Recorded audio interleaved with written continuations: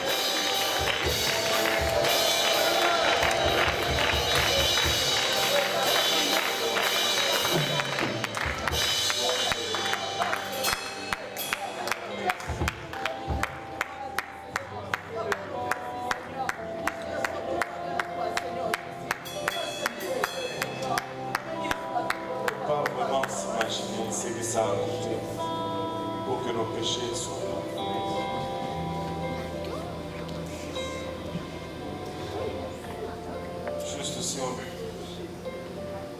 vraiment qu'on c'est à peine de fermer les yeux et de le voir, cette croix, c'est insoutenable.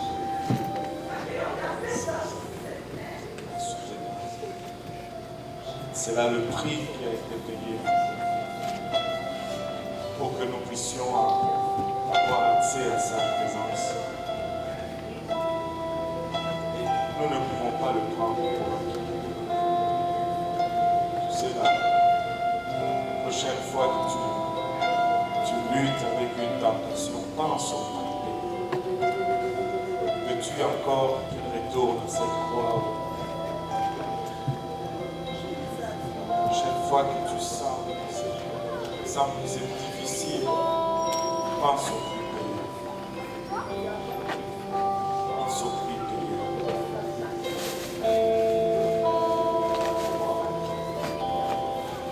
Merci Seigneur Jésus. Alléluia. Merci Seigneur Jésus. Alléluia. Merci Seigneur Jésus.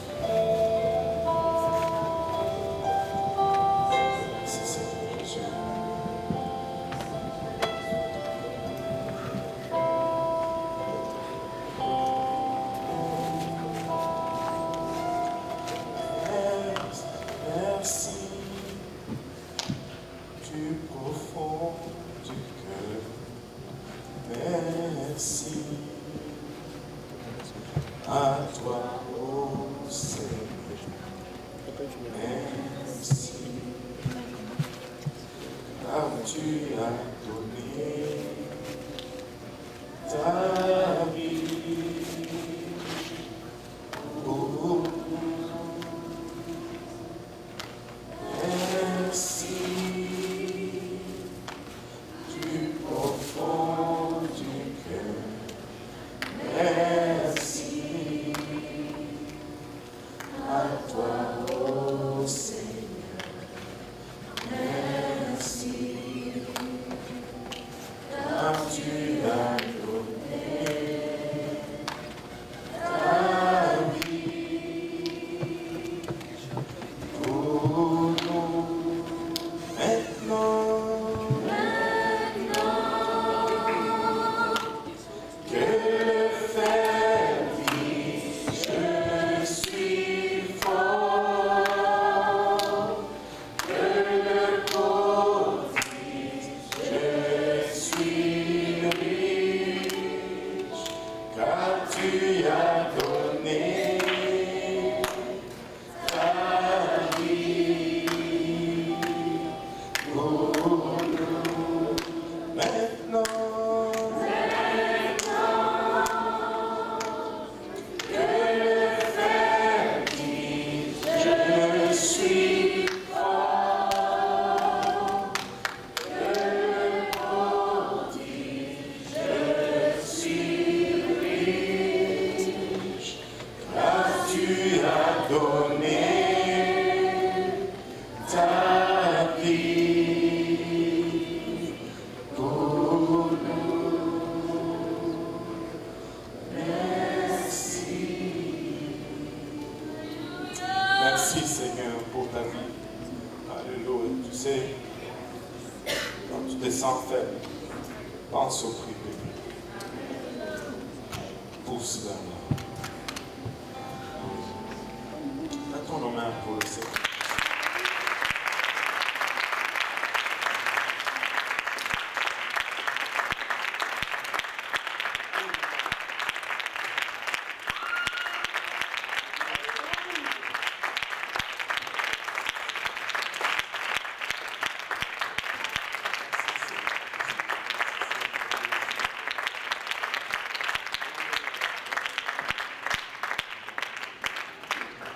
Regarde ton voisin, dis-lui, il a payé un grand prix énorme. Alléluia. Alors que nous sommes debout, on va demander à nos officiers de venir. On va prendre notre offrande du mercredi soir. Alléluia. Notre Seigneur est bon. Amen.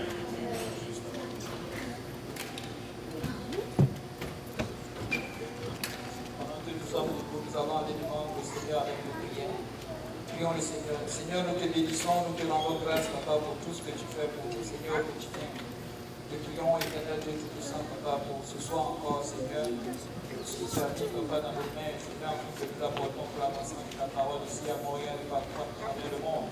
Seigneur, nous te prions que tu bénisses, que tu sanctifies cela, Seigneur, que cela aide, Papa, de choses, Seigneur, et que toute la gloire te revienne. Que le peuple de Dieu dise au nom de Jésus. Alléluia. Et vous pouvez vous asseoir. Bienvenue dans notre service de milieu de semaine en ce beau mercredi pluvieux. Il fait gris, mais la gloire du Seigneur rayonne dans sa maison. Amen. Et on peut sentir la présence du Seigneur parmi nous. Alléluia. Alléluia. On va faire nos annonces rapidement pour la semaine qui commence. Qui est en train de finir. C'est une semaine spéciale. Regarde ton voisin, lui, c'est une semaine spéciale. Alléluia. Regarde ton voisin, lui, c'est une semaine spéciale. À partir de demain, que tout le monde dise demain. Dans tous nos services, il y aura nos prédicateurs qui viennent de la Louisiane, qui vont prêcher dans tous nos services. Je vais vous encourager, je vais vous exhorter à faire un petit effort demain, à être dans un de nos services, soit à l'église de l'Est, soit à l'église de Saint-Michel, soit à l'église de Montréal-Nord. Et nous voulons juste être là et vous allez être bénis. Je vous dis que vous allez être bénis. Ces gens sont venus de leur propre gré, ils ont payé leur propre billet, ils ont prié aujourd'hui dans la ville de Québec, demain ils vont prier toute la journée dans la ville de Montréal et ils vont prêcher dans presque toutes nos églises et ils ne veulent pas qu'on leur donne des offrandes. N'est-ce pas extraordinaire? Donc, soyez là un peu à l'Est, un peu à Saint-Michel, un peu à Montréal-Nord. Nous voulons être là. Amen. Qui va être là? Bon. Merci pour cette réponse bruyante. Alléluia. Alléluia. Le Seigneur est bon. Et si vous n'êtes pas là, vous allez manquer. On ne va pas mettre ça sur Facebook ou sur YouTube. On ne va pas faire un direct. Parce qu'il n'y a pas de direct. Ok.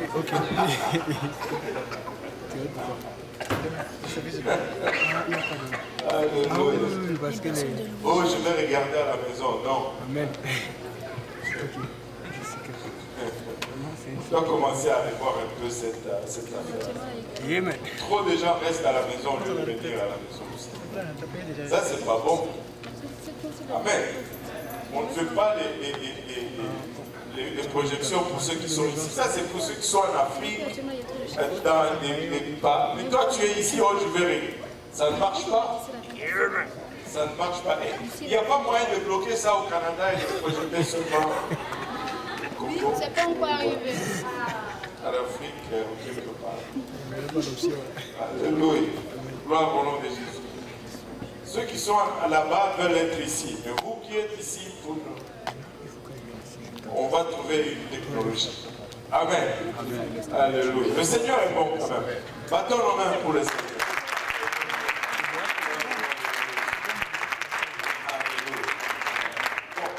Donc le jeudi, nous allons avoir nos prédicateurs à travers tous nos services. Le vendredi, pour non, il n'y a pas Jipeniel, il y a veillée de prière, on va être ici. Jipeniel va être ici. Et le samedi, réunion de prière comme d'habitude. Et le dimanche, nos prédicateurs vont être là et ils vont prêcher dans nos différents services. Chacune de nos églises filles aura un prédicateur. Donc, voyez-moi les responsables des différentes églises après le service.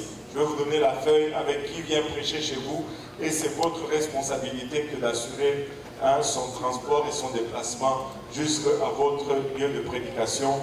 Et voilà. Seigneur, je sais qu'ils ne veulent pas prendre des offrandes, mais essayez quand même de lui offrir quelque chose à manger. Amen. Alléluia. Ne les laissez pas payer votre repas non plus. Alléluia. Alléluia. Le Seigneur est bon, n'est-ce pas? Et la semaine prochaine, ceux qui doivent partir à Dallas la semaine prochaine, donc ce dimanche à 16h30, nous allons avoir la réunion qui a avorté l'autre dimanche. Elle a avorté en partie parce que les gens étaient partis, mais on l'a tenu quand même. Mais on va avoir une dernière réunion. Si vous partez à Dallas, c'est mieux que vous soyez là ce dimanche à 16h30, sinon vous risquez de ne pas savoir quand nous partons et qu'est-ce que nous faisons. Et voilà, on veut absolument que vous soyez là ce dimanche à partir de 16h30. Amen. Voilà pour nos annonces. Je crois que j'ai tout dit en ce qui concerne les annonces. Et le Seigneur est très très bon. On va continuer dans le livre des Actes aujourd'hui. Je bâtirai mon église, 5e partie, et nous allons avancer dans cette étude de l'église primitive. L'église primitive qui est le modèle de l'église sur laquelle nous devons calquer ce que doit être notre église aujourd'hui. Amen. Donc, Matthieu 16, 18 à 19, si nous pouvons nous lever juste pour la lecture de ce verset, et après je vous promets que vous allez vous asseoir pour les 4 prochaines heures, et voilà. Pardon? On va étudier la parole de Dieu.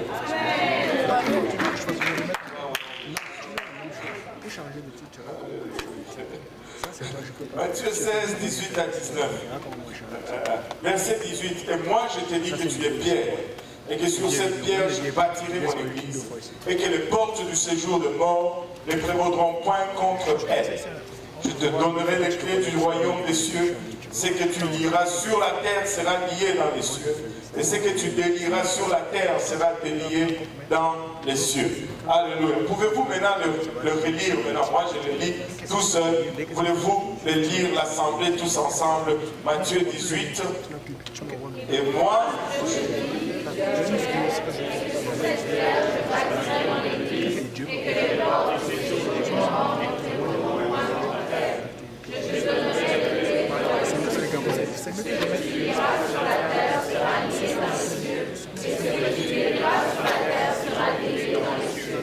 il y a de la puissance dans la parole du Seigneur. Alléluia.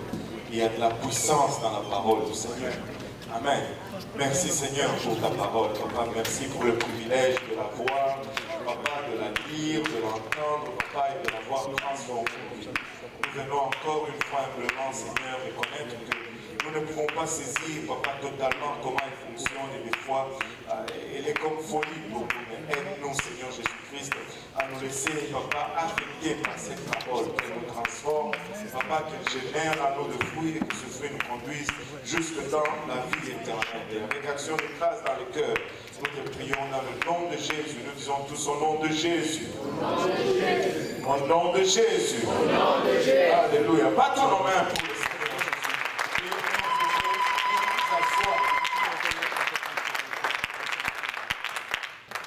Pierre était un homme spécial, un homme particulier, car c'est le seul homme qui ait reçu les clés du royaume des cieux. Ça fait de lui quand même une personne spéciale. Parce qu'il est spécial et parce que c'est lui qui a reçu les clés du royaume des cieux et que nous voulons entrer dans le royaume des cieux. Tu sais, quand quelqu'un a les clés de la porte, tu as intérêt à faire ce qu'il veut faire, ce qu'il veut. Tu as intérêt à obéir à ce qu'il va dire parce que tu veux être dans sa grâce. Amen. Parce que quand tu voudras entrer, il faut qu'il te laisse entrer. Si Pierre a reçu les clés du royaume des cieux, nous devons obéir à ce qu'il dit et faire ce qu'il fait. Dans le livre des Actes, si moindrement nous voulons être en ligne et pouvoir jouir du privilège des clés du royaume. J'étais en train, parlant d'obéir, que tout le monde dise obéir. Nous devons obéir à Pierre. on va laisser ça pour un autre jour. Nous devons obéir à Pierre, n'est-ce pas? Maintenant, regardez, qu'est-ce que Pierre a fait et qu'est-ce que Pierre a dit le jour de la Pentecôte. Nous pouvons regarder le premier verset du 2e chapitre. La Bible nous dit que le jour de la Pentecôte, ils étaient tous ensemble dans le même lieu. Tous les apôtres étaient dans le même lieu. Ils étaient en attente. Le Seigneur, étant monté au ciel, leur a dit, allez à Jérusalem et attendez jusqu'à ce que vous allez recevoir la puissance d'en haut. Ils ont attendu un jour, pas de puissance. 2 jours, rien n'est descendu du ciel. 3 jours, 4 jours, jusqu'à ce que les gens ont commencé à partir. Et le 10e jour, finalement, alors qu'ils étaient tous dans cette salle, il y a eu un bruit comme celui d'un vent impétueux, et ils ont tous été remplis. Le verset 4, acte 2, 4, et ils furent tous, que tout le monde dise tous. Ils furent tous remplis du Saint-Esprit et se mirent à parler en d'autres langues selon que l'Esprit leur donnait de s'exprimer. C'était comme ça que l'Église est née. C'était ça l'Église primitive. C'était ça la naissance de l'Église. Au jour de la naissance de l'Église, tous ceux qui étaient dans l'Église parlaient en langue. Tous ceux qui étaient dans le service parlaient en langue. Mais aujourd'hui, nous trouvons ça étrange, des fois que tout le monde parle en langue dans une église. Mais la première église était comme ça. Tout le monde dans cette église parlait en langue. Vous savez que lorsque tout le monde parle en langue, ça diminue d'au moins 50% le nombre de problèmes que vous allez avoir à résoudre. Alors, ça diminue au moins de 50%. Imaginez-vous si on ne parlait pas en langue. Ça allait être la guerre ici. Des fois, tu es fâché, tu commences juste à parler en langue. Tu veux taper quelqu'un, tu commences juste à parler en langue. Ça ne vous est jamais arrivé? Non? Alléluia. Alléluia. Et vu que l'église primitive n'avait pas encore le Nouveau Testament, à ce jour-là, il fallait attendre 60 ans, plus ou moins, pour voir le premier livre du Nouveau Testament écrit. Et Pierre n'avait pas de Nouveau Testament comme nous l'avons aujourd'hui. Pierre n'avait pas le livre de Matthieu, Pierre n'avait pas le livre de Jean, de Luc, de Marc, il n'avait même pas le livre des Actes. Il n'avait aucun livre du Nouveau Testament. Donc, vu qu'il n'avait pas encore le Nouveau Testament, Pierre a recouru à l'Ancien Testament. Il s'est tourné vers l'Ancien Testament pour prêcher son premier sermon. Et c'était le tout premier sermon de l'Église. C'était le premier message jamais prêché de l'Église. Et son sermon va commencer par Joël et il va se terminer par Jésus. Il commence par le prophète Joël et il finit par le Seigneur Jésus. Acte 2, 16, 17 nous dit ceci. Mais c'est ici ce qui a été dit par le prophète Joël, ou annoncé par le prophète Joël. Dans les derniers jours, dit Dieu, je répandrai de mon esprit sur toute chair. Vos fils et vos filles prophétiseront, vos jeunes gens auront des visions et vos vieillards auront des songes. Pierre s'est tourné vers l'Ancien Testament pour son tout premier message. Il a prêché son message. Et à la fin de son message, Pierre nous donne un verset ou une phrase qui devient très significative. Une phrase qui comporte 2 choses ou 2 points qui deviennent très significatifs. Acte 2, verset 21. Acte 2, verset 21, Pierre dit ceci.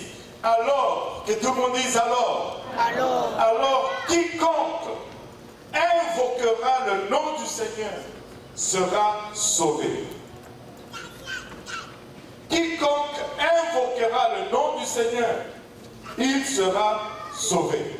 Après tout ceci, après toutes les prophéties, alors, comme conséquence de tout ce qu'il a dit, quiconque invoquera le nom du Seigneur sera sauvé. Pour ce faire, là on a de la difficulté à suivre, vous êtes pas à la page. Ça marche pas. Ça ne marche pas? Alléluia. Bon, on va continuer. Alors, ce qui nous met, disons, face à ces deux choses, qui nous place face à ces deux choses. Premièrement, nous devons d'abord savoir, qui est le Seigneur? Amen. Amen. Et deuxièmement, nous devons savoir comment l'invoquer. Parce que nous ne pouvons pas invoquer celui que nous ne connaissons pas. Nous devons savoir qui il est, premièrement, et nous devons savoir comment l'invoquer. Parce que Pierre dit, quiconque invoquera le nom du Seigneur sera sauvé. Qui est-il? Et comment l'invoquera-t-on? Et c'est ce que nous allons regarder dans notre étude aujourd'hui. Amen. Je veux savoir qui il est. Et je veux savoir comment l'invoquer afin que je sois sauvé. Amen. Alléluia. Acte 2, versets 22 à 24, on nous dit ceci. Homme israélite. Là, Pierre va essayer de nous dire qui est ce Seigneur. Il dit, homme israélite, écoutez ces paroles. Jésus de Nazareth, cet homme à qui Dieu a rendu témoignage devant vous, par les miracles, les prodiges et les signes qu'il a opérés par lui au milieu de vous. Comme vous le savez vous-même, les gens qui écoutaient Pierre avaient entendu parler du ministère de Jésus-Christ. Certains d'entre eux étaient même peut-être témoins des miracles de Jésus-Christ. Ils étaient tous conscients de l'histoire de Jésus. Souvenez-vous de ces apôtres qui étaient sur le chemin d'Emmaüs. Et ils ont rencontré le Seigneur, ils ne l'ont pas reconnu et ils parlaient de lui. Et là, le Seigneur dit, mais de quoi vous parlez? Il dit, mais comment ça? Tu ne sais pas ce qui s'est passé à Jérusalem? Parce que tout le monde savait cette histoire. Donc tous ces gens qui étaient là en train d'écouter, s'ils ne l'avaient pas vu, ils avaient entendu parler de lui. Amen. Au verset 23, Paul nous dit, cet homme, livré selon le dessein, arrêté, et selon la prescience de Dieu. Vous l'avez crucifié. Waouh! Paul était direct. Plutôt Pierre. Il était direct. Il ne dit pas, bon, il a été crucifié. Il pointe son doigt et dit, vous l'avez crucifié. Vous l'avez crucifié. Le croix a généré la culpabilité dans toute la foule. Amen. Vous l'avez crucifié. Vous l'avez fait mourir par la main des impies. Dieu l'a ressuscité en le délivrant des liens de la mort parce qu'il n'était pas possible qu'il fût retenu par elle. Donc tous ces gens écoutaient, tous ces gens connaissaient l'histoire de Jésus, mais néanmoins, quand il leur dit, vous l'avez crucifié, nous pouvons argumenter un peu sur ce point-là. Non, ce ne sont pas les Juifs qui l'ont crucifié, ce sont les Romains. Allô? Nous pouvons peut-être argumenter un peu. Non, ce ne sont pas... il pouvait dire, ce n'est pas nous qui l'avons crucifié, mais Pierre s'est assuré à donner aussi réponse à cela. C'est vous, il dit, cet homme livré selon le dessein arrêté et selon la prescience de Dieu, vous l'avez crucifié, vous l'avez fait mourir par la main des impies ou par la main des Romains. C'est vous qui l'avez donné aux Romains. Bien que les hommes aient crucifié Jésus, du moins, c'était le plan de Dieu qu'il soit crucifié. C'était dans le dessein de Dieu qu'il soit crucifié. La mort de Jésus-Christ n'était pas un meurtre, la mort de Jésus-Christ n'était pas un crime, la mort de Jésus était un sacrifice. Il dit, je donne ma vie. Personne ne me l'a arraché. On n'est pas allé, écoutez, il pouvait au simple claquement de doigts, alléluia, faire disparaître tout ce monde-là.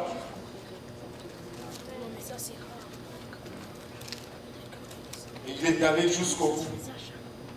Parce que il nous avait, vous et moi, dans sa pensée.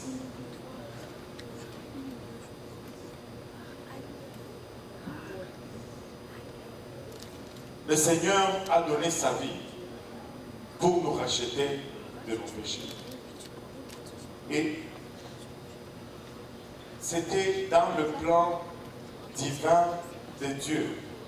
Depuis le temps des âges, la Bible nous dit que Christ est l'agneau immolé dès la fondation du monde. Avant même que tu ne pêches, avant même qu'on existe, Dieu avait déjà conçu un plan pour nous sortir de nos péchés.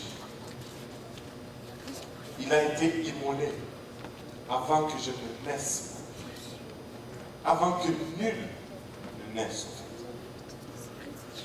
Il est mort selon le plan de Dieu. Et vous savez, quand Jésus, Emmanuel, Dieu incarné dans la chair, est venu sur terre, vous savez que le diable l'attendait depuis longtemps.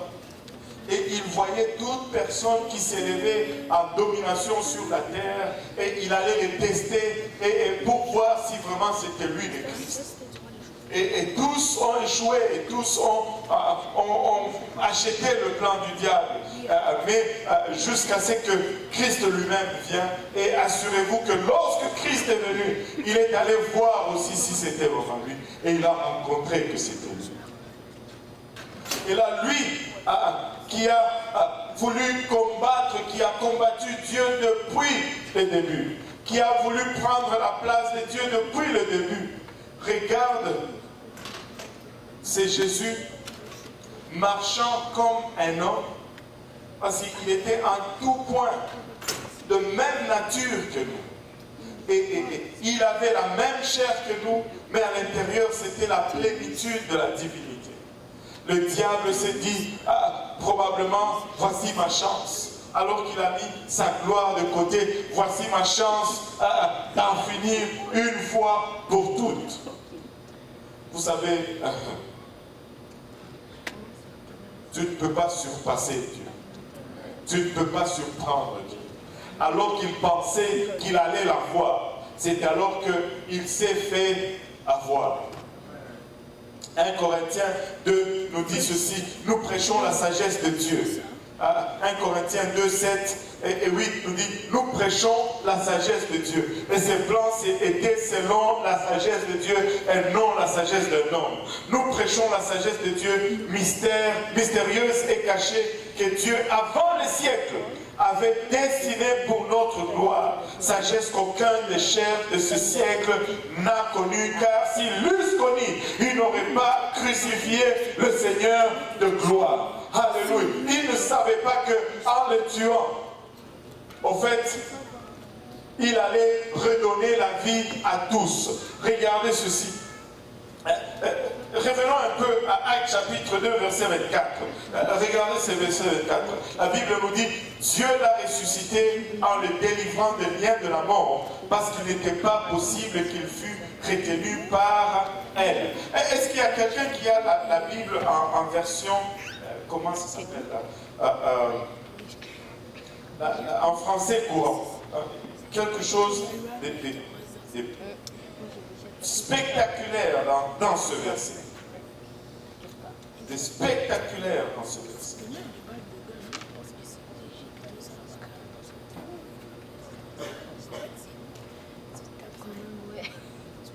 Regardez, en français courant, la Bible nous dit ceci, mais Dieu l'a ressuscité. Il l'a délivré des douleurs de la mort, car il n'était pas possible que la mort le retienne en son pouvoir. Dieu l'a délivré des douleurs de la mort, puisqu'il n'était pas possible qu'il fût retenu par elle.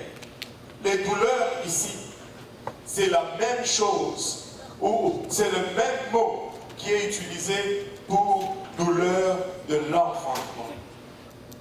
En fait, par sa mort, Jésus a transformé la tombe en un sein pour donner naissance. Ce qui était les lieux de la mort est devenu les lieux de la vie. Et si le diable savait cette sagesse, il n'allait pas crucifier le Seigneur de gloire, alors que la tombe est devenue les lieux même de naissance. Et tous, nous tirons maintenant notre vie éternelle de cette tombe. Tous nous tirons notre vie éternelle maintenant de ces douleurs de la mort dont il a été délivré. Alléluia. Aujourd'hui, la tombe est devenue le sein même de la résurrection. Cet endroit morbide est devenu un lieu de réjouissance. Cet endroit terminal est devenu un endroit de départ. Ce qui était supposé mettre un point final a été la lettre majuscule pour déterminer le commencement. Dieu a transformé ce que le diable a conçu pour nous mettre fin à notre commencement. Et très souvent, nous arrivons à une place où nous butons à un mur. Écoutez, c'est phénoménal combien tu vas voir encore et encore et encore et encore l'outil conçu pour ta mort est le même outil que Dieu utilise pour ta résurrection et pour ta victoire. Nous ne devons pas être déprimés, nous ne devons pas être confus. La croix elle-même, alléluia, la croix elle-même, c'était quelque chose d'horrible. Un de nos prédicateurs a dit que la croix était tellement horrible, tellement désagréable, tellement cruelle, que même le soleil n'a pas eu le courage de regarder. Même le soleil se cachait le visage pour ne pas voir, pour ne pas regarder cette scène de crucifixion. Mais ce qui semblait être une défaite percutante est devenu, alléluia, la plus grande victoire de laquelle nous tirons toute victoire que nous pouvons célébrer aujourd'hui. Nous pouvons marcher avec assurance avec ces dieux. Nous pouvons, alléluia, anticiper que tout obstacle, toute opposition, toute lutte, Dieu peut le transformer et produire une grande victoire en cela. Les douleurs de l'enfantement. Les douleurs de l'enfantement. Regardez 1 Corinthiens 15, 17 à 20. Il nous dit, et si Christ n'est pas ressuscité, votre foi est vaine. Vous êtes encore dans vos péchés. Et par conséquent, aussi ceux qui sont morts en Christ sont perdus. Si c'est dans cette vie seulement que nous espérons en Christ, nous sommes les plus malheureux de tous les hommes. Et je pense que c'est le verset le moins compris de tous les versets de la Bible. Nous regardons souvent ces versets du point de vue matériel. Mais ce verset couvre tout, ce verset englobe tout. Si c'est dans cette vie seulement que j'espère dans le Seigneur, je suis le plus misérable de tous. Tu sais pourquoi? Parce que si c'est dans cette vie seulement que j'espère dans le Seigneur, il est certain que je n'aurai pas d'autre vie. Il est certain que je ne veux pas traverser de l'autre côté. Parce que tous mes investissements vont être dans cette vie. Et toutes mes pensées sont dans cette vie. Et je n'ai rien de l'autre côté. Et c'est la chose la plus malheureuse. Job le dit de cette façon, même s'il me tuait, je lui ferai malgré cela confiance.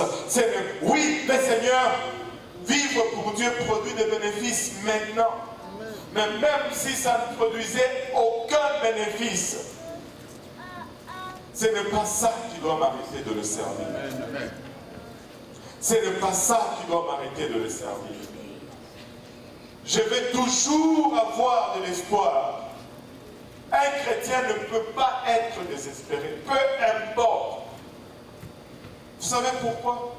Parce qu'il y a toujours l'espérance de la vie éternelle. Amen. Si tu n'as pas l'espérance de la vie éternelle, c'est là que cette vie commence à causer le désespoir dans ta vie. Si tu n'as pas l'espérance de la vie éternelle, c'est là que une petite tribulation et c'est la fin du monde déjà. Un petit manquement, c'est le désespoir total. Et chaque fois, il faut aller te chercher loin. Oh, hey, tu es là.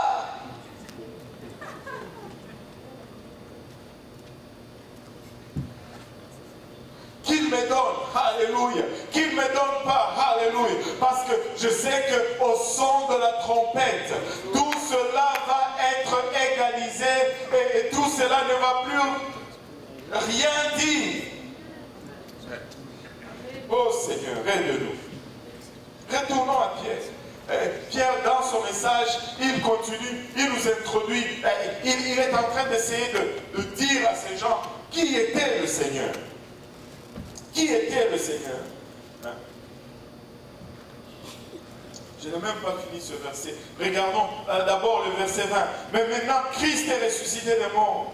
Il est les prémices de ceux qui sont morts. Le premier-né de tous les morts. Le premier-né de tous les morts, ce n'est pas Lazare. Allô? Parce que Lazare est ressuscité, mais il est mort encore après. Le premier-né de tous les ressuscités, c'est Christ. C'est le seul à être ressuscité et à demeurer vivant et intuable. Il ne peut plus mourir.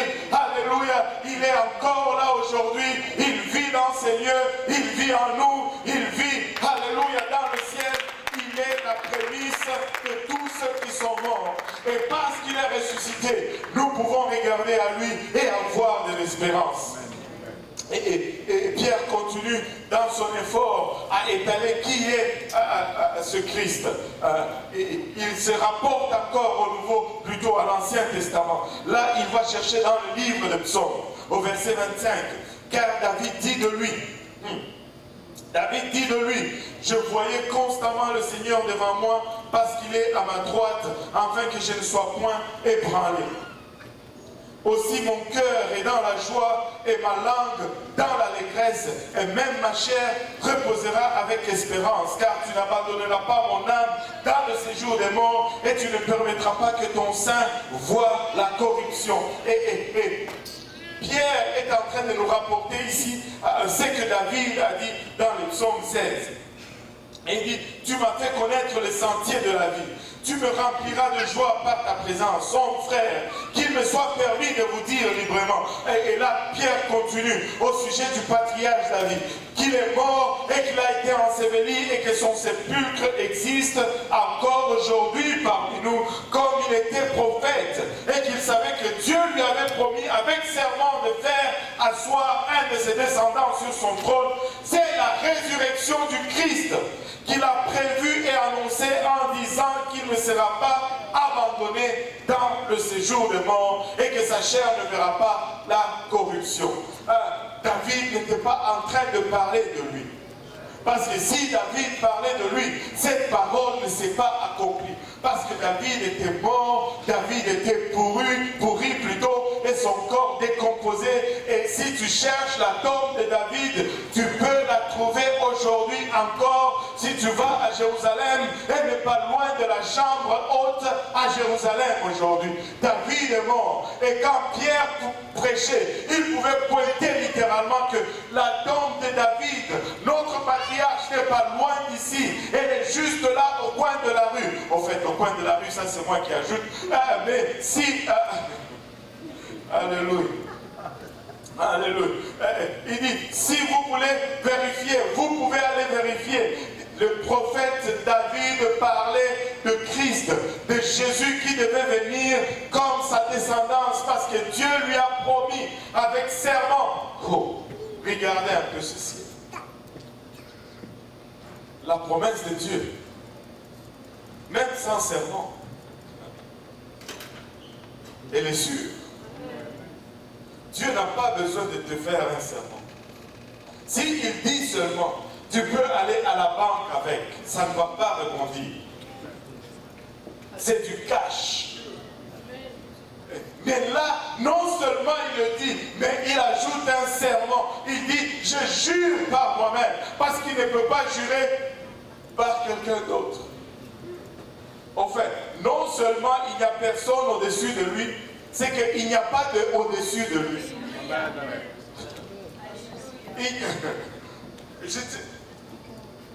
Ça n'existe pas au-dessus de lui. Il remplit toutes choses. Il est au-dessus de toutes choses. Au-dessus de lui n'existe pas. En disant qu'il était impossible pour lui de rester dans la tombe. David prophétise que le Christ ne pouvait pas rester dans la tombe. De toute évidence, David ne pouvait pas avoir parlé de lui-même parce que son corps était déjà décomposé. Mais David avait une promesse. Et la promesse, Pierre l'avait vu se réaliser et il était en train de l'annoncer et de le prêcher à ce genre. Vous savez, regardez avec moi 2 Samuel 7, 12 et 13.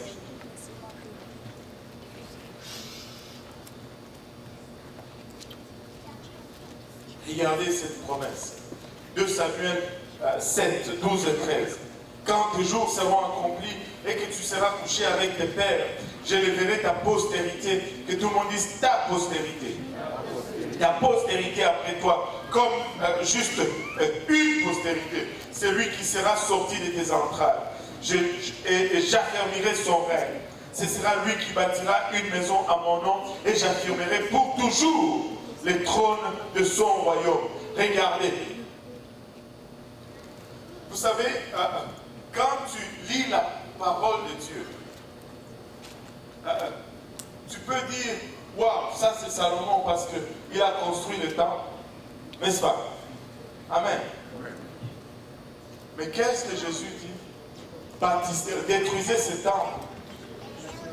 Et je le rebâtirai dans 3 jours. Le temple dont il est question ici, ce n'est pas ce temple, ce n'est pas seulement, je devais dire, le temple que Salomon a construit, mais c'est le temple dans lequel Dieu habite. C'est le temple qui n'est pas fait de main d'homme. C'est le temple qui demeurera éternel. Écoutez, le temple de Salomon a été détruit et le règne de Salomon a pris une fin au point où son fils est régné juste à peine à cause du grand-père David. Mais il est question du Christ ici. Amen. Et si on retourne dans Actes au verset 32 du 2e chapitre, c'est Jésus que Dieu a ressuscité. C'est celui-ci dont nous sommes en train de parler. Nous en sommes tous témoins. Élevé par la droite de Dieu, il a reçu du Père le Saint-Esprit qui avait été promis. Et il a répandu comme vous le voyez et l'entendez. Vous savez, ça aurait été facile pour les Juifs et les Romains de l'époque de disputer la résurrection de Jésus-Christ s'il n'était pas vraiment ressuscité. S'il n'était pas ressuscité, son corps allait rester dans la tombe. Amen. Et juste l'exhibition de son corps allait être une démonstration facile qu'il n'est pas ressuscité. Et pourquoi vous courez ça et là? Regardez, il est là. Et ce corps était particulier. Il était balafré. Je lisais un livre qui disait qu'il y a même eu des tentatives. Ils ont même essayé d'amener un corps. Mais quand le centurion qui était en charge de l'exécution l'a regardé, il a dit, mais vous vous moquez de qui? Ce n'est pas celui qui était à la croix. Parce qu'il est vraiment ressuscité. Amen. Il est vraiment ressuscité. C'est Jésus que Dieu a ressuscité. Nous en sommes tous témoins. Élevé par la droite de Dieu, il a reçu du Père le Saint-Esprit qui avait été promis. Il a reçu du Père le Saint-Esprit qui avait été promis. Et il l'a répandu, comme vous le voyez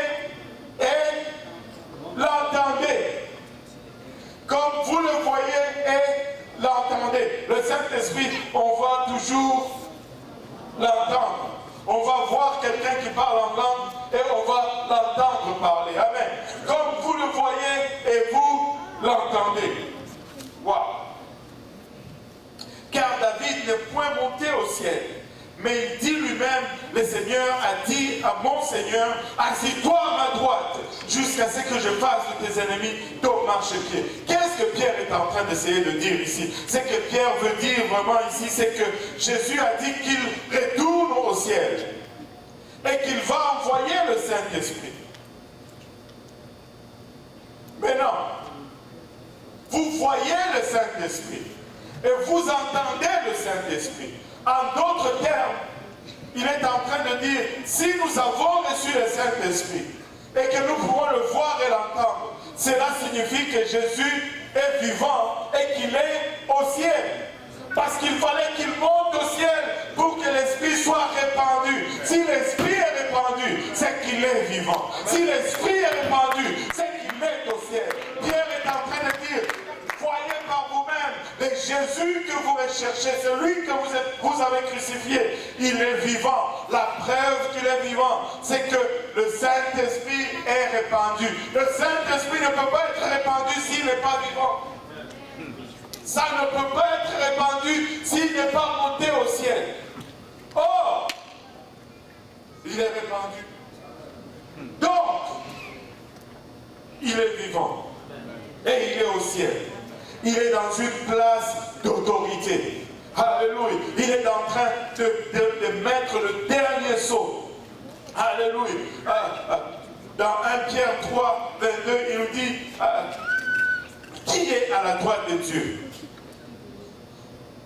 Depuis qu'il est allé au ciel et que les anges, les autorités et les puissances lui ont été soumis. Jésus est à la droite de Dieu.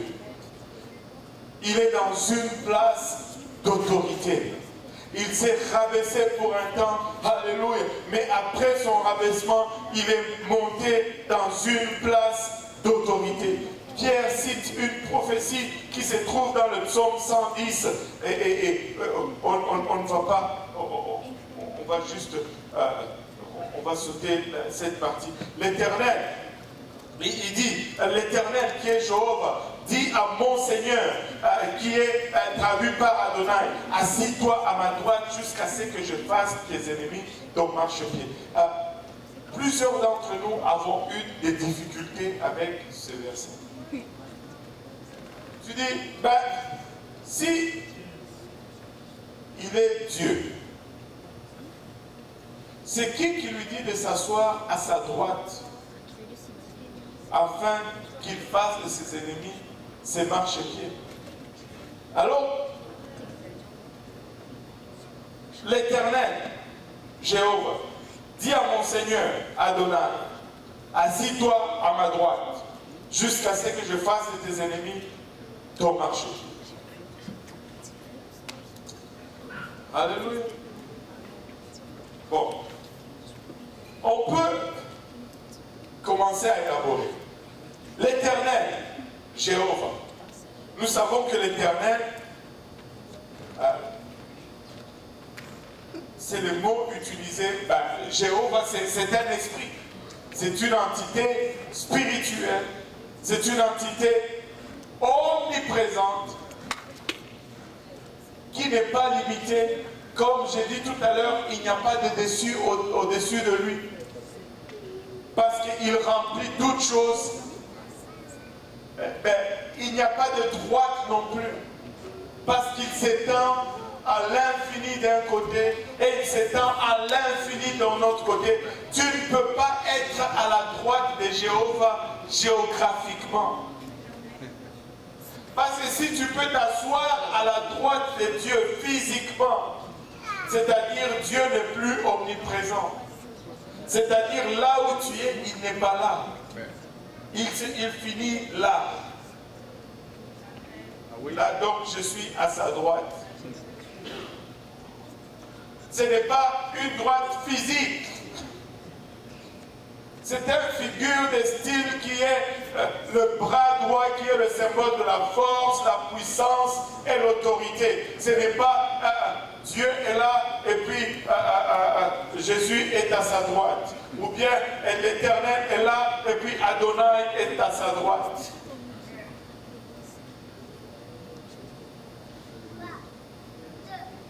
Et ceci, en fait, c'est le même concept, c'est la même chose qui s'est passé dans le jardin de Gethsémane. Vous souvenez-vous où l'humanité de Jésus s'est soumise à la divinité de Jésus. Il était dans le jardin et il priait, il dit, Seigneur, éloigne de moi cette coupe, mais du moins, pas ta volonté, mais ma volonté. Écoutez, si les deux étaient des dieux, et qu'un Dieu commence à prier à un autre, ben, il vient de perdre sa divinité. Un Dieu d'abord ne prie pas à un autre Dieu. Et s'ils sont co-puissants, comme cette fameuse doctrine nous le dit, ben, celui qui prie à un autre est inférieur à celui qui prie. Si je prie à toi, ben, je suis ton inférieur et tu es mon supérieur. Tu ne peux pas prier à ton inférieur. Tu commandes à ton inférieur. Allô? Vous savez, quand on est à la maison, j'ai dit à mes enfants d'enlever mon assiette quand j'ai fini de manger, d'aller le mettre dans les vies. Mais eux, ils vont me prier de payer les billets pour les amener patiner.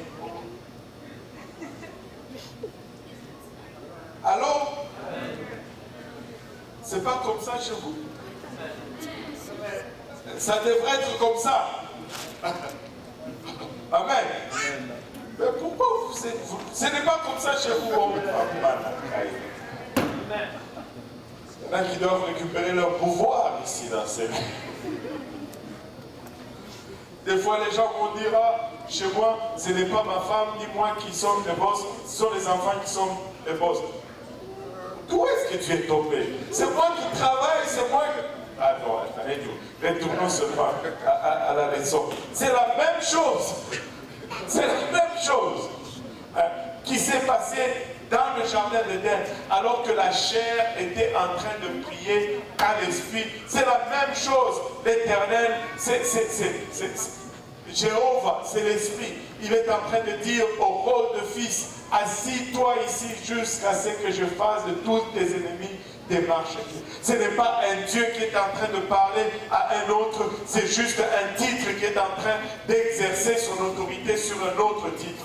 Parce que le Père demeurera toujours éternel. Amen. Alléluia. Regardez ceci. Matthieu, regardez un peu. Matthieu 22, versets 41 à 45.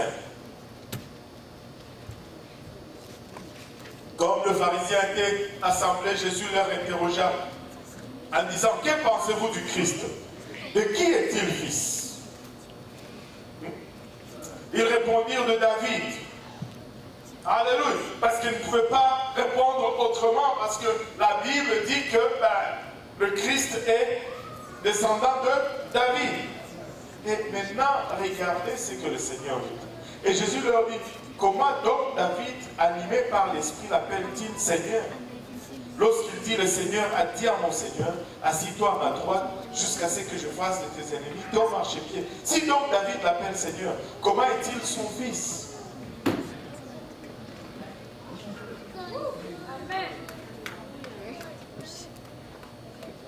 Si donc David l'appelle Seigneur, comment est-il son fils? Si il disait seulement que il est son fils par la chair, ils allaient se faire prendre à leur propre piège. Alors pourquoi est-ce que vous avez des problèmes avec moi? Qu'allait leur dire le Seigneur? Dans la chair, il est fils de David. parce qu'il est descendant de David. Mais dans sa divinité, il est la racine de David. Il est le rejeton et la racine de David. Il vient avant David et il vient après David. Il a créé David, alléluia, et par sa descendance, David, tout ce qu'il lui a donné, c'est seulement la chair. Mais cette chair, lorsqu'elle a été donnée, mais c'est la plénitude de cet esprit qui a créé David, qui est venu habiter dans la chair qui a été engendrée de David. Il est la racine et le rejeton de David. Alléluia. Maintenant, il dit dans 1 Corinthiens 15-26, il dit, le dernier ennemi qui sera détruit, c'est la mort. Le dernier ennemi, que tout le monde dise le dernier. Le dernier ennemi qui sera détruit, c'est la mort. Dieu, en effet, a tout mis sous ses pieds. Mais lorsqu'il dit que tout lui a été soumis, il est évident que celui qui lui a soumis toute chose est excepté. Et lorsque toutes choses lui auront été soumises, alors le Fils lui-même sera soumis à celui qui lui a soumis toutes choses, afin que Dieu soit tout en tous. En fait, qu'est-ce que Paul est Paul est en train de dire ici? Le rôle de filiation n'est pas éternel. Le rôle de rédemption n'est pas éternel. À un moment donné, l'humanité va cesser de se reproduire avec cette nature. Et à un moment donné, la fin va arriver et l'œuvre de rédemption va cesser. Lorsque tout va être remis sous le règne de Dieu, il n'y aura plus personne à racheter. Et le rôle du Fils sera caduc, parce que le rôle du Fils, c'est la rédemption. Il est venu comme le Fils pour nous racheter. Mais nous allons arriver à un point où il n'y aura plus personne à être racheté. Nous allons rentrer dans l'éternité. Dans l'éternité, le rôle du Fils ne sera plus. Mais cela ne veut pas dire que Jésus ne sera plus. Le nom de Jésus restera son nom pour l'éternité. C'est le dernier nom à être révélé. Et à chaque fois que nous allons entrer dans sa rencontre, si nous allons le voir physiquement, nous allons le voir Jésus. Mais son rôle comme fils, le rôle ou le travail de rédemption ne sera plus, parce qu'il sera complet, fini. Mais regardez aussi, regardez un peu, comme Paul nous dit que le dernier, que tout le monde dise le dernier ennemi qui sera détruit, c'est la mort. Mais Jésus a vaincu en premier, il a vaincu le dernier ennemi.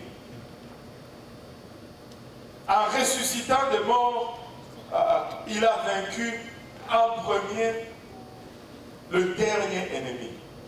Écoutez, qu'est-ce que tu essaies de nous dire, prédicateur? Je suis juste en train d'essayer de vous dire, ne sois pas stressé, ne sois pas découragé, ne sois pas abattu, parce que la fin de la bataille, Jésus l'a déjà gagnée en premier. Amen. Le dernier ennemi à être vaincu, c'est la mort. Mais Jésus l'a déjà vaincu. Il l'a vaincu en premier, afin que tu puisses faire face au futur avec assurance. Tu peux avancer. Oui, même quand ça devient dur, tu peux pousser, tu peux persévérer, parce que tu sais qu'au final, nous sortons par-dessus. Au final, nous sortons au-dessus, nous sortons vainqueurs. Parce que le dernier ennemi est déjà vaincu. Jésus est ressuscité. Écoutez, il n'y a rien.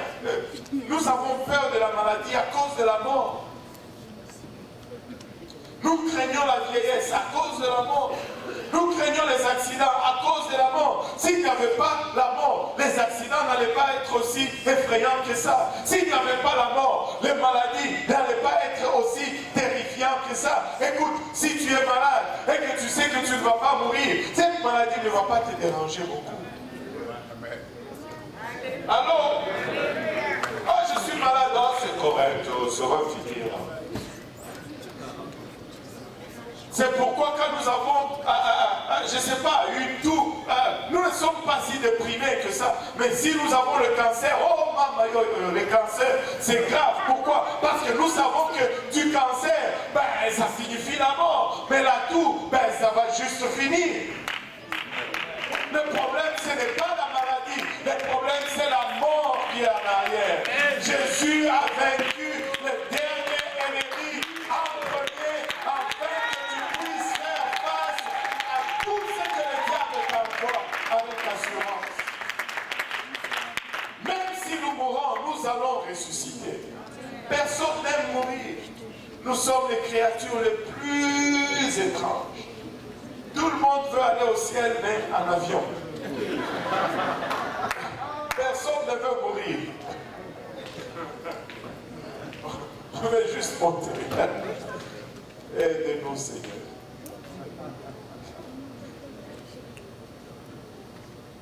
Qui veut aller au ciel? Tout le monde.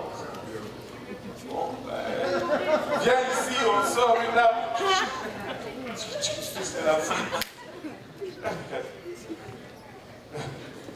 Alléluia. Aide-nous, Seigneur.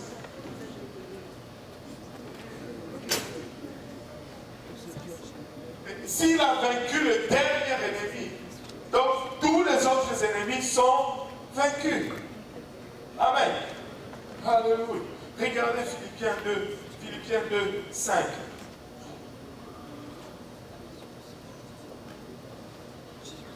Ayez en vous le sentiment qui était en Jésus-Christ,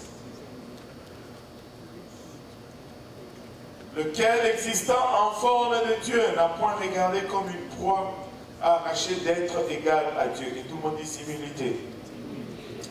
Vous savez, l'humilité, c'est probablement la chose qui nous manque le plus en tant que chrétiens. Vous savez, si nous marchons dans l'humilité, nous allons éviter beaucoup de péchés. Juste marcher humblement. Waouh! Beaucoup de frustration. Beaucoup de querelles. Mais anyway, ça c'est pour un autre jour. Mais s'est dépouillé lui-même en prenant une forme de serviteur, en devenant semblable aux hommes, et ayant paru comme un simple homme. Il s'est humilié lui-même, se rendant obéissant jusqu'à la mort, même jusqu'à la mort à la croix. C'est pourquoi aussi Dieu l'a souverainement élevé et lui a donné le nom qui est au-dessus de tout nom, afin qu'au nom de Jésus, tout genou fléchisse, dans les cieux, sur la terre et sous la terre. Et que toute langue confesse que Jésus-Christ est Seigneur, à la gloire de Dieu le Père. Écoutez, tout genou fléchit. Non pas seulement sur terre, que ce soit dans les cieux, tout genou fléchit. Ici sur terre, tout genou fléchit. Et qu'on va dans les profondeurs, tout genou fléchit. Aux simples mentions du nom de Jésus-Christ, tout genou fléchit. Laissez-moi vous dire, nous n'avons pas vraiment encore saisi toute la révélation du nom de Jésus-Christ.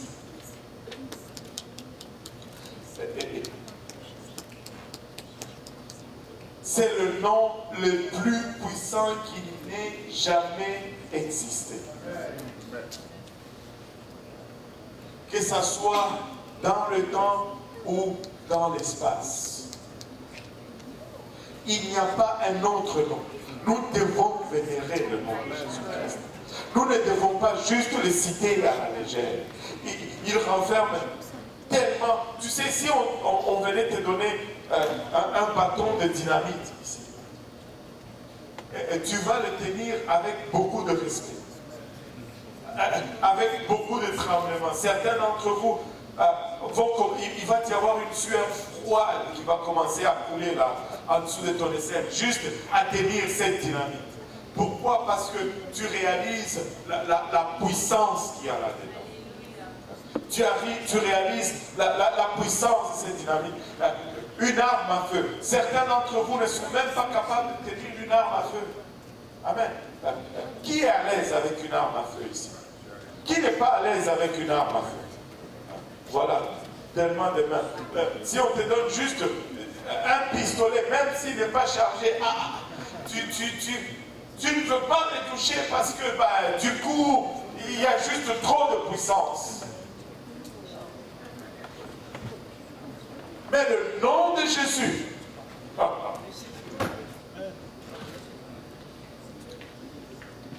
c'est plus que la bombe atomique. Nous devons le... Oh Seigneur Jésus.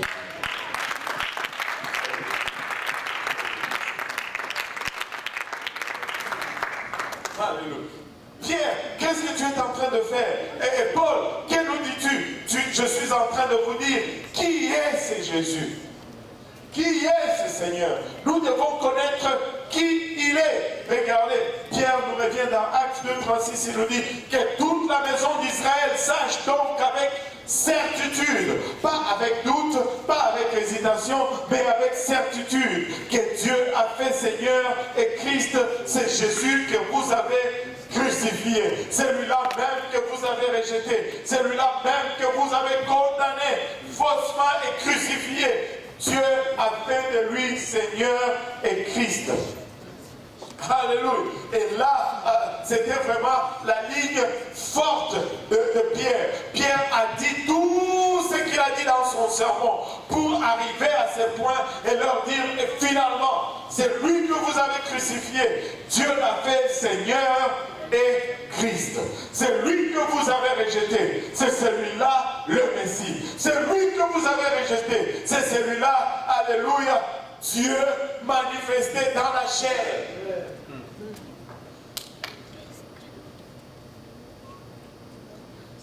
Tu sais, quand il dit cela, c'est à la fois une déclaration.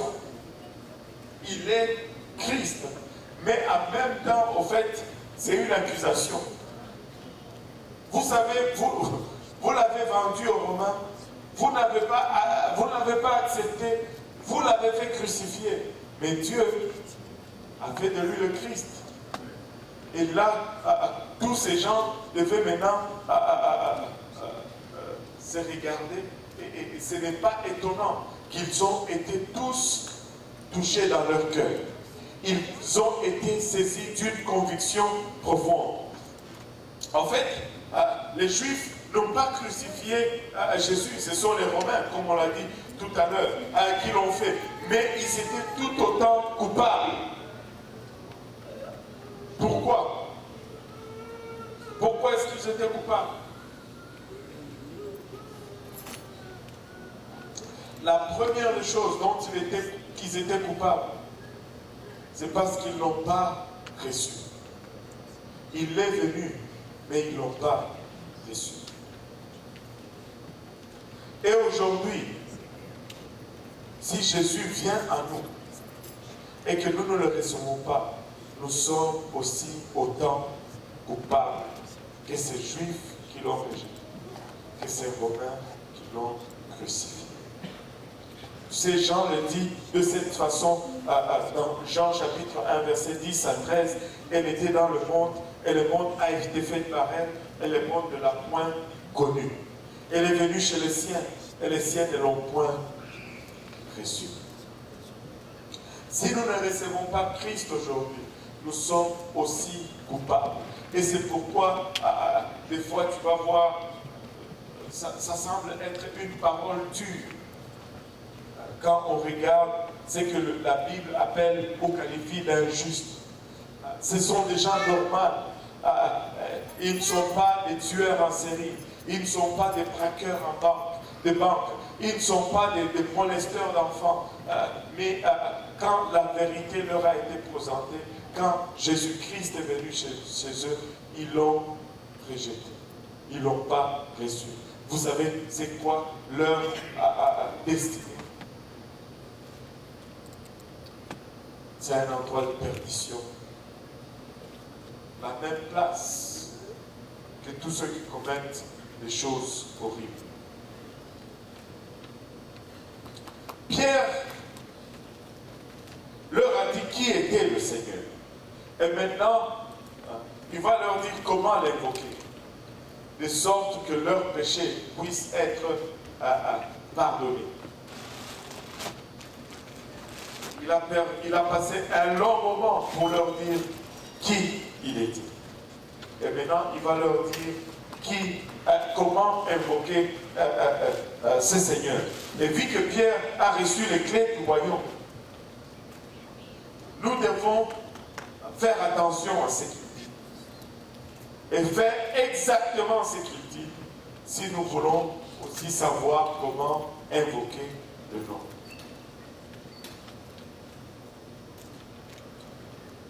Tu sais, de nos jours, il y a plusieurs groupes chrétiens modernes qui prêchent l'évangile. Et quand je dis l'évangile, je dis la bonne nouvelle. Mais pas beaucoup de gens prêchent cette bonne nouvelle à la façon biblique. On prêche tellement l'évangile au point où on se fait même appeler évangélique, mais on la prêche à notre façon. En fait, les évangéliques n'obéissent même pas à l'évangile, parce qu'ils ne la prêchent pas de la façon que la Bible veut qu'elle soit prêchée. Et vous savez, j'étais en train de parler à une cousine qui est en Afrique du Sud aujourd'hui. Et elle m'a posé beaucoup de questions sur la différence entre les différentes religions, les différentes croyances. On a eu presque une cour d'histoire biblique, 1 heure au téléphone. Et à un moment donné, comme j'avançais, bon, les noms de tous ces mouvements ont commencé à venir, les baptistes, les presbytères, les luthériens, les adventistes, les mormons. Vous savez, et quand on parle, ça ne prend pas beaucoup pour qu'on puisse paraître comme étant accusateur ou paraître comme étant au-dessus de tout cela. Et j'ai senti un check dans mon esprit. Et j'ai donné un avertissement. J'ai dit, bon, écoute, je dois d'abord te dire une chose. Je ne suis pas trop politiquement correct. Les gars sont sortis. Je ne suis pas trop politiquement correct. C'est-à-dire, je veux juste te dire la vérité, mais ne le prends pas comme si je suis en train de condamner ou d'accuser toutes les autres dénominations. Non, parce que je dois juste dire la vérité. Je suis mieux de juste dire la vérité que d'essayer d'être gentil et de ne pas offenser, de ne pas blesser. Non, non, non, non, non. On nous a appris une des principes, là, ça fait juste, c'est le vendredi soir. Mieux vaut dire une vérité qui fait mal, qui guérit, qu'un mensonge qui fait bien et qui conduit à l'enfer. Ça va faire mal pour longtemps, l'éternité. Allô? Alléluia. Alléluia. Et bon, j'ai balancé certaines choses. Des fois, c'est difficile parce que, tu vois, ces gens-là, ils prêchent des doctrines de démons, littéralement. Et ils n'ont pas froid aux yeux pour prêcher leurs doctrines de démons qui conduisent des gens en enfer. C'est démoniaque. Et écoute, tout ce qui n'est pas biblique, qui conduit les gens en enfer, c'est démoniaque. C'est l'œuvre du diable. On peut essayer d'être gentil, mais non, c'est démoniaque. démoniaque. C'est démoniaque, ça conduit dans l'erreur. Et on doit les dénoncer. Anyway, tu sais, plusieurs prétendent prêcher l'évangile, mais ils ne prêchent pas l'évangile selon la façon biblique.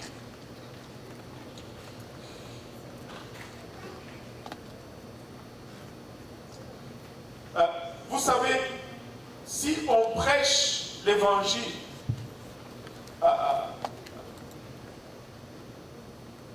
même, écoute, des fois, tu peux même poser à quelqu'un, l'évangile c'est quoi? Il va te dire, ouais, l'évangile c'est la mort, l'enterrement et la résurrection de Jésus-Christ, c'est ça la bonne nouvelle. Mais quand vient le temps d'y obéir, là, ça devient autre chose. Maintenant, tout comme tout autre commandement dans les Écritures, connaître les commandements, c'est une chose. Ou même y croire, c'est une autre chose. Et cela ne suffit pas toujours. Connaître un commandement, ce n'est pas suffisant. Croire à un commandement, ce n'est pas suffisant. Obéir au commandement, c'est ce qui fait la différence.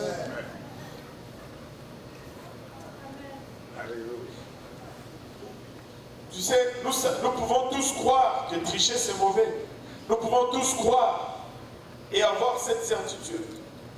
Mais quand on est face à la situation,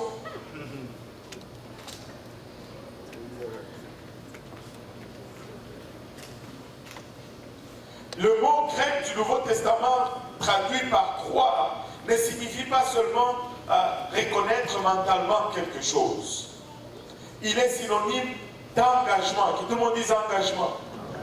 Comme d'en croire si fortement en quelque chose que ça vous pousse à faire cette chose.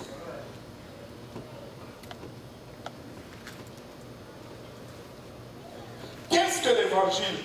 De toute façon, l'apôtre Paul le définit spécifiquement et nous laisse savoir qu'il y a 3 parties à cette bonne nouvelle. 1 Corinthiens 15, 1 à 4, un passage qui est très familier pour nous. Je vous rappelle, frère, l'évangile que je vous ai annoncé, que vous avez reçu, dans lequel vous avez persévéré et par lequel vous êtes sauvés, si vous le retenez tel que je vous l'ai annoncé, autrement vous auriez cru en vain. Tu peux croire en vain. Si tu crois sans obéir, et ce qui est illogique, tu peux croire en vain. Et je vous ai enseigné avant tout, comme je l'avais aussi reçu, que Christ est mort. La mort de Jésus-Christ est la première partie de l'évangile pour nos péchés selon les Écritures, qu'il a été enseveli. L'ensevelissement de Jésus-Christ est la deuxième partie de l'évangile et qu'il est ressuscité le 3e jour selon les Écritures. Et la résurrection de Jésus-Christ, c'est la 3e partie de l'évangile. L'évangile égale la mort, l'ensevelissement et la résurrection de Jésus-Christ. Voilà pourquoi dans le tout premier service de l'histoire de l'Église, après le tout premier sermon prêché par l'un des apôtres, après la première fois que quelqu'un n'ait jamais demandé « Que ferons-nous » et au tout premier appel à l'autel, dans l'âge de l'Église ou du temps de l'Église, Pierre demande que l'évangile soit obéi en faisant 3 choses également. Acte 2, 37 à 38. Après avoir entendu ces discours, ils eurent le cœur vivement touché et ils dirent à Pierre et aux autres apôtres, hommes frères, que ferons-nous? Ils n'ont pas dit, que croirons-nous? Ils ont dit, que ferons-nous? Parce qu'après avoir cru, il y a quelque chose à faire. Pierre leur dit, répandez-vous, alléluia, la première partie de l'évangile, et que chacun de vous soit baptisé au nom de Jésus-Christ. Deuxième partie de l'obéissance plutôt à l'évangile, et pour le pardon de vos péchés, et vous recevrez le don du Saint-Esprit. Troisième partie de l'obéissance à l'évangile. L'évangile comporte 3 parties, il y aura également 3 étapes d'obéissance aux 3 parties de l'évangile. Obéir à l'évangile égale repentance, baptême d'eau et baptême du Saint-Esprit. Ce sont là les clés. Alléluia. Ce sont là les clés. Et le verset dit les clés et non la clé. Parce qu'il y en a plusieurs. Et voici comment on entre dans le royaume. La repentance, le baptême d'eau au nom de Jésus-Christ et le baptême du Saint-Esprit est financé par le parler en langue. Et si vous êtes là et que vous n'êtes pas encore baptisé au nom de Jésus-Christ, nous avons l'eau, nous avons des vêtements de rechange. Ça ne prend que votre obéissance, alléluia, pour exercer les clés, alléluia, d'entrer dans le royaume. Regardez, Pierre continue dans le verset 39, car la promesse est pour vous, pour vos enfants et pour tous ceux qui sont au loin, en aussi grand nombre que le Seigneur notre Dieu les appellera. Et par plusieurs autres paroles, il les conjurait et les exhortait, disant, sauvez-vous de cette génération perverse. Alléluia. Et regardez le verset 41. Ceux qui acceptèrent sa parole furent baptisés. Ceux qui acceptèrent sa parole n'ont pas dit Alléluia, Amen, nous allons réciter la prière du pécheur et c'est fait pour nous. Non, ceux qui ont accepté sa parole furent baptisés en ce jour-là. Une autre chose, pas un seul baptême de reporté dans le livre des Actes. Tous les baptêmes sont faits le jour même. Ils ne se disent pas, non, on doit faire 12 semaines de catéchèse avant. Non, tout de suite. La caté. C'était tout de suite qu'on fait. Le Seigneur nous a délivrés. Amen. En ce jour-là, le nombre de disciples s'augmenta d'environ 3000 âmes. 3000 personnes se sont fait baptiser ce jour-là. Un baptême de 3000 personnes au premier service de l'Église. Le tout premier jour, alléluia, ils n'ont pas dit une partie revenait demain. Tout de suite, ils sont allés à l'eau. La promesse du Père est pour vous, les Juifs. Amen. Pour vos enfants, les enfants des Juifs, ils sont aussi Juifs. Amen. Mais aussi pour tous ceux qui sont au loin, en aussi grand nombre que le Seigneur les appellera. Ça veut dire les Camerounais, les Haïtiens, les Congolais, les Sri Lankais, les Djiboutiens et tous les Iens et les Siens et les Wa et tous ceux que vous pouvez trouver, tous. Tous. Qu'ils finissent en Ien ou en Wa, peu importe le pays d'où ils viennent, ils sont dans le si grand nombre que le Seigneur notre Dieu les appellera. Qu'ils soient canadiens, qu'ils soient québécois, tous. Que ça finisse en Ien ou en Wa. Tous doivent être baptisés au nom de Jésus-Christ. Amen. À aussi grand nombre que le Seigneur notre Dieu les appellera. Ceci, c'est pour nous les païens, c'est pour nous les gentils. Que tu viennes de l'Est, de l'Ouest, du Nord ou du Sud, alléluia, tu dois obéir à l'Évangile. Alléluia. Regardez, Éphésiens 2,13 nous dit ceci. Mais maintenant en Jésus-Christ, vous qui étiez jadis éloignés, peu importe d'où vous venez, alléluia, vous qui étiez jadis éloignés, vous avez été rapprochés. Et comment? Alléluia. Et comment? Alléluia. Et comment? Par le sang. Par le sang de Christ. Et comment le sang peut-il nous rapprocher si son nom n'est pas invoqué? Le nom est appelé par, plutôt le sang est appelé par le nom. Sans le nom, on n'a pas de sang. Alléluia. Sans le nom, on n'a pas de sang. Éphésiens 2, 18 et 19 nous dit, car par lui, nous avons les uns et les autres accès auprès du Père dans un même esprit. Ainsi donc, vous n'êtes plus des étrangers ni des gens du dehors, mais vous êtes concitoyens des saints, gens de la maison de Dieu. Alléluia. Peu importe nos origines, nous devenons un seul. Regardez, dans le verset 40, il dit, par plusieurs autres paroles. Et il dit, sauvez-vous de cette génération perverse. L'évangile n'est pas la fin de la prédication de Pierre. Parce que la nouvelle naissance, c'est juste une naissance dans le royaume de Dieu. Nous devons encore grandir et obéir au commandement de Dieu pour être sauvés de notre génération perverse. Nous ne sommes pas seulement sauvés. Il dit, par plusieurs autres paroles, il les exhorte à être sauvés de leur génération perverse. Que tout le monde dit sanctification. Nous devons être sauvés de cette génération perverse. Amen. Alléluia. Regardez, il persévérait dans l'enseignement.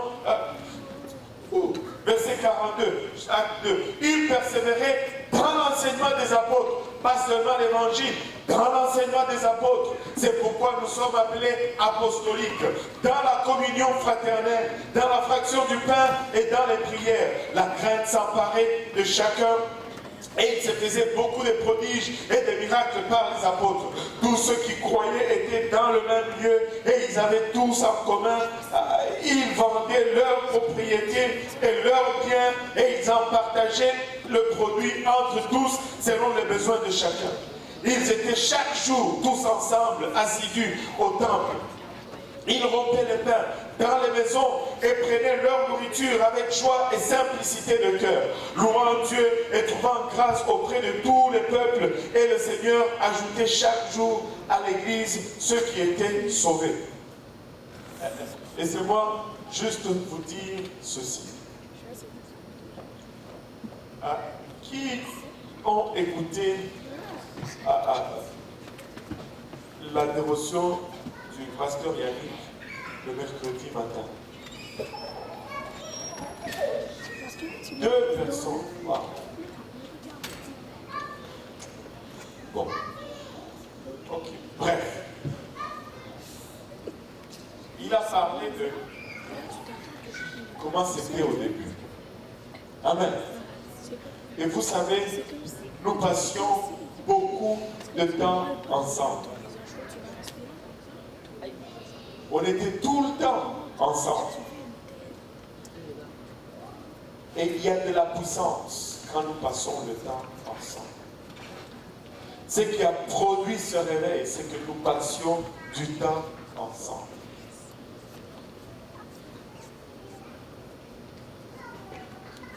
Et plus nous allons passer du temps ensemble, plus nous allons être puissants et plus nous allons faire pour le Seigneur. Les disciples ne convertissaient pas seulement les gens. L'église primitive ne faisait pas seulement des convertis. On ne peut pas juste faire des convertis et les laisser courir et les abandonner à leur propre sort. L'église primitive faisait des disciples. Ça peut prendre un moment pour faire un converti. Mais ça prend une époque pour faire un disciple. Pour faire un disciple, il faut passer du temps ensemble. Que tout le monde dise humilité. Vous savez, s'il y a de l'humilité parmi nous, nous allons pouvoir passer du temps ensemble sans que ça soit trop un problème. Nous devons rechercher l'humilité. Et nous devons arrêter d'être individualistes. Moi. Oh, moi,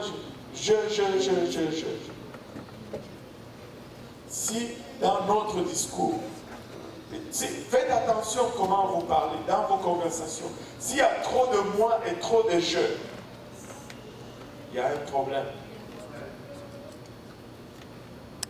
Le regard est tourné sur toi-même. Quand tu parles, et très souvent c'est très difficile de tenir une longue conversation avec quelqu'un lorsque la personne parle trop d'elle-même. Oh, anyway,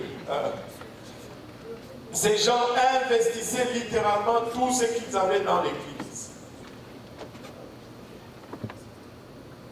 Le chrétien que vous rencontrez dans le livre des Actes ne se contentait pas seulement de se rencontrer une fois par semaine pour juste un petit service comme d'habitude et puis bon, il rentre à la maison. Ils se réunissaient tous les jours. Regardez Actes 2,46. Ils ministraient tous les jours. Acte 6.1. Ils gagnaient les âmes tous les jours. Acte 2.47.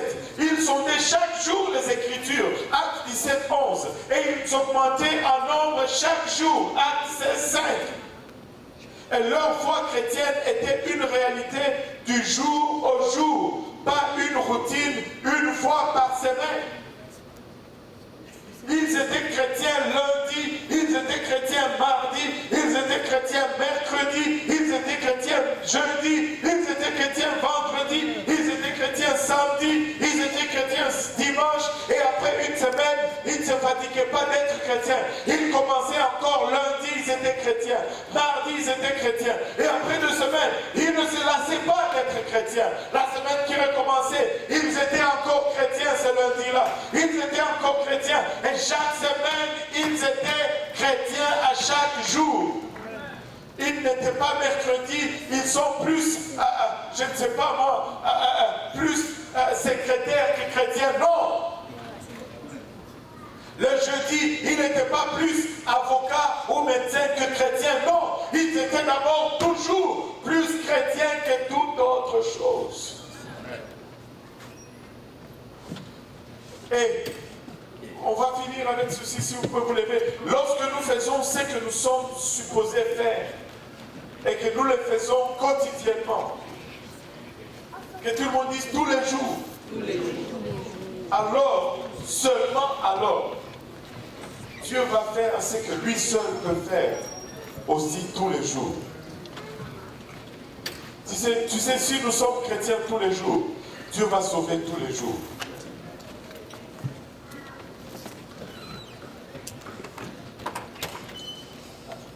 Si nous sommes chrétiens tous les jours, Dieu va sauver tous les jours. Amen. Nous devons obéir à la parole de Dieu et nous devons nous soumettre à cette parole.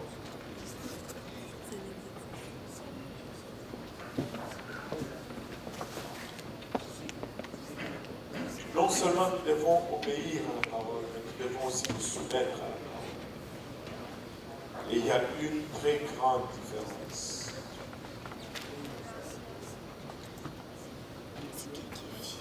Savez-vous que vous pouvez obéir sans vous soumettre? Allô?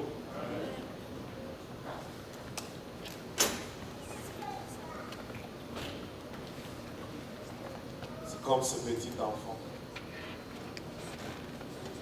Son père lui dit, va dans le coin. Fâché, va dans le coin. Il y a un genou. Il refuse. À genoux. Je ne veux pas être à genoux. Heureusement, c'était en Afrique.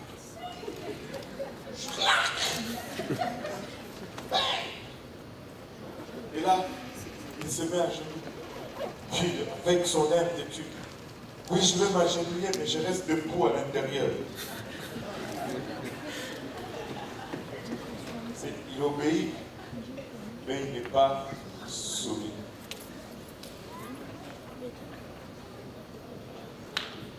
Nous devons juste nous abandonner dans les mains du Seigneur. Obéir et nous soumettre à sa parole. Amen. En fermant nos yeux pour en élevant nos voix vers le Seigneur, Papa, encore une fois, merci pour Papa, nous réalisons, Seigneur, que l'eau a coulé sous le pont, les temps sont avancés, les choses ont évolué. Un petit groupe que nous étions maintenant, nous sommes presque une multitude.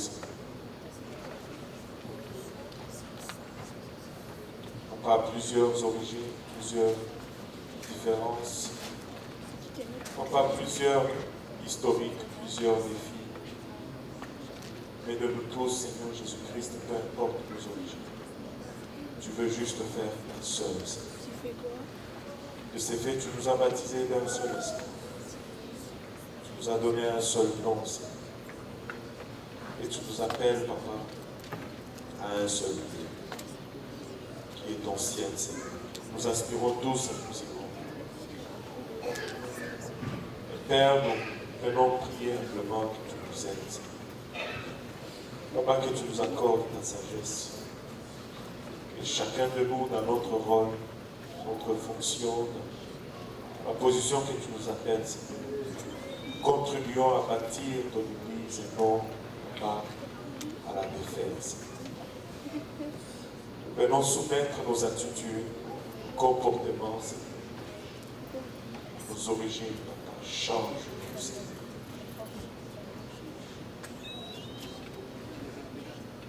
Nous ne voulons pas passer à côté de ta gloire, Seigneur. Après nous avoir sortis de si loin,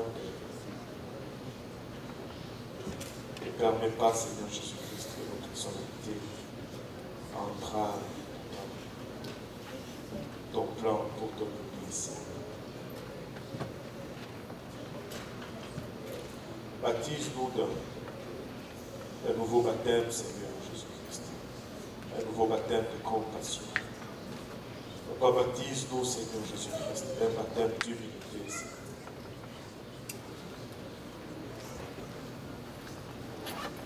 Papa, fais-nous réaliser vraiment le prix que tu as payé à la croix pour nous, Seigneur.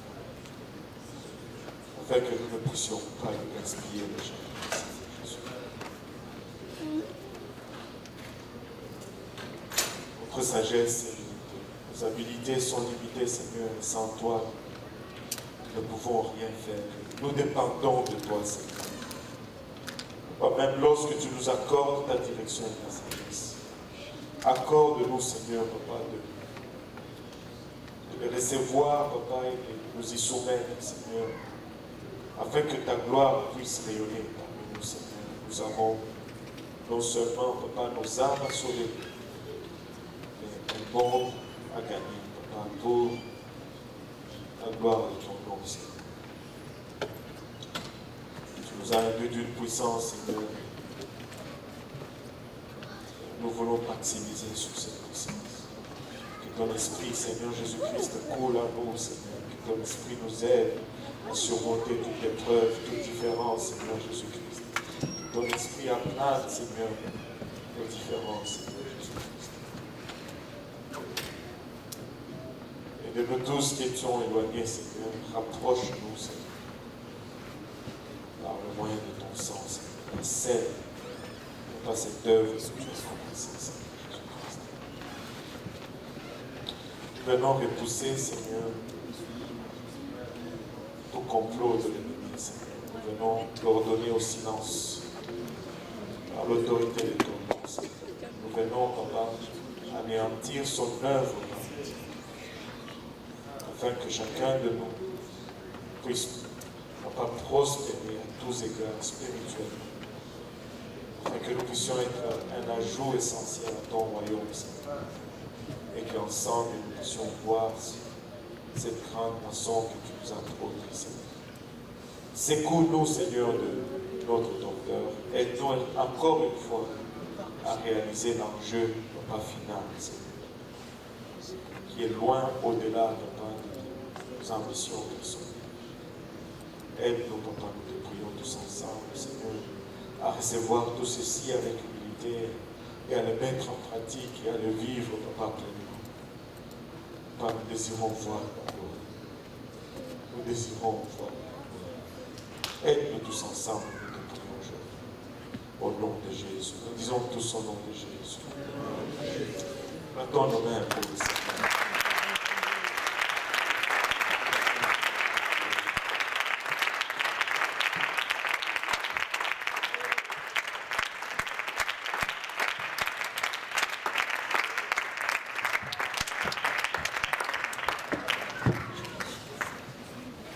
Que le Seigneur vous bénisse et qu'il vous garde tous pour le restant de la soirée. Au restant de temps jusqu'à ce que nous allons nous rencontrer. C'est la prière de Dieu. Amen. Serrez la main de votre voisin avec un sourire.